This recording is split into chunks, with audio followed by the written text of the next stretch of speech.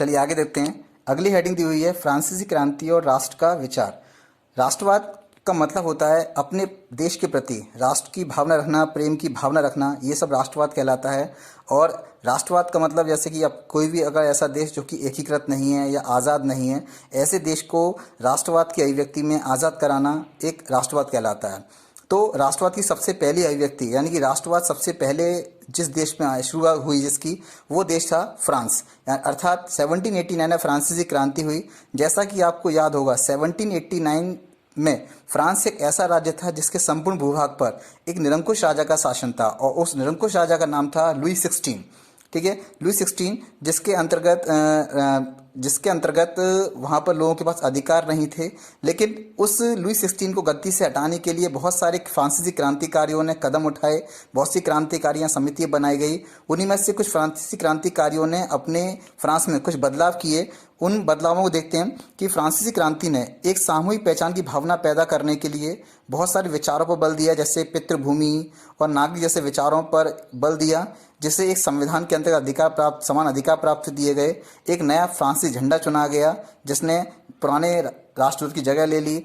State general का चुनाव सक्रिय नागरिकों के समूह द्वारा किया जाने लगा और उसका नाम बदलकर नेशनल असेंबली कर दिया गया। नई स्तुतियां रची गईं, शपथें ली गईं, शहीदों को गुणगान किया गया और ये सब हुआ एक राष्ट्र के नाम पर, अर्थात फ्रांसीसी राष्ट्र के नाम पर। एक केंद्रीय प्रशासनिक व्यवस्था लागू की गई जिसने अपने भूभाग में रहने वाले सभी नागरिकों के लिए समान कानून बनाए। आंतरिक आयात निर्यात शुल्क समाप्त कर दिए क्योंकि उस समय बहुत सारा टैक्स वगैरह लिया जाता था और वो सारे के सारे जो आंतरिक आयात निर्यात शुल्क थे वो सारे के सारे समाप्त कर दिए गए। भार और नापने की एक समान व्यवस्था लागू की गई। क्षेत्रीय बोलियों को हतोत्साहित किया गया, यानी कि जो भी बोलियां फ्रांस में बोली जाती हैं उन सबको दरकिनार करके एक राष्ट्रभाषा बनाई गई। उस राष्ट्रभाषा का नाम था फ्रेंच।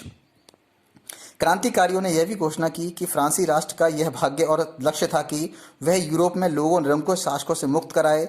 दूसरे शब्दों में फ्रांस यूरोप के अन्य लोगों को राष्ट्रों में गठित होने में मदद देगा। जब फ्रांस की घटनाओं की खबर यूरोप के विभिन्न शहरों में पहुंची तो छात्र तथा शिक्षित मध्य वर्गों के अन्य सदस्य जैकोबिन क्लबों की स्थापना करने लगे। उनकी गतिविधियां और अभियानों ने उन फ्रेंच सेनाओं के लिए रास्ता तैयार किया जो 1790 दशक में हॉलैंड, बेल्जियम, स्विट्जरलैंड और इलाकों और इटली के बड़े इलाकों में घुसी। अर्थात कहने मतलब ये है कि एक शब्द दिया हुआ है जिसका आगे जब फ्रांस को जब जब फ्रांस छींकता है तो बाकी यूरोप को खांसी जुकाम हो जाता है। इसका मतलब ये है कि फ्रांस के अंदर कोई भी छोटी सी भी अगर हलचल होती है तो उसका जो कंपन होती है, कंपन जो होता है वो यूरोप के बाकी देशों में महसूस किया जाता है। इसी के तहत जो फ्रांस में सबसे पहली जो अभिव्यक्ति हुई यानी फ्रांस में जो 1789 क्रांति की सक्सेस हुई थी, उस सक्सेस को देखते हुए जब वो क्रांति सक्सेस हुई, जब वहाँ पर लोकतंत्र आया और वहाँ पर जो तानाशाही शासन खत्म हो गया था फ्रांस के अंदर, तो उसको देखा देखी यूरोप के बहुत सारे देशों में भी फ्रांसीसी क्रांति के जैसे क्रांतियाँ हुई और बहुत से देशों ने फ्रांसीसी क्रांति के विचारों को अपनाया, समानता के विचारों को अपनाया, स्वतंत्रता के विचारों को अपनाया। फ्रांस जो सैनिकों की वैल्यू थी वो बढ़ चुकी थी। फ्रांसीसी सैनिक जहां कहीं भी गए उनका स्वागत किया गया, उनकी वैल्यू बढ़ गई और दुनिया के हर देशों में यानी कि जहां जहां दुनिया के बहुत सारे देशों ने फ्रांस की देखा देखी अपने सैनिकों की को मतलब संख्या बढ़ाना शुरू कर दी और उनको ताकि वो अपने देश को आज़ाद करा सके या अपने देश का एकीकरण करा सकें। ठीक है, उसके बाद 1804 में फ्रांस की गद्दी पर बैठा नेपोलियन के नियंत्रण में बहुत बड़ा क्षेत्र आया और नेपोलियन के अंतर्गत जितना भी क्षेत्र था यानी कि जब लुई 16 की जब मृत्यु हो गई, लुई 16 जब गद्दी से हट गया तो उसके बाद वहाँ पर गद्दी पर बैठा है नेपोलियन बोनापार्ट जो 1804 में वहाँ पर गद्दी पर बैठा था और उसके पास बहुत सारा क्षेत्र था। उसने फ्रांस में बहुत सारे ऐसे सुधार किए और बहुत सारे सुधार करने की कोशिश की या बहुत सारे सुधार भी किए। लेकिन एक कहने वाला ये है कि नेपोलियन ने फ्रांसी गद्दी पर बैठकर निसंदेह वहाँ पर लोकतंत्र को नष्ट किया था और राजतंत्र की दोबारा से स्थापना कर दी थी। लेकिन स्टार्टिंग में नेपोलियन ने अपने शासन वाले क्षेत्रों में बहुत सारे सुधार किए। वो सुधार क्या थे?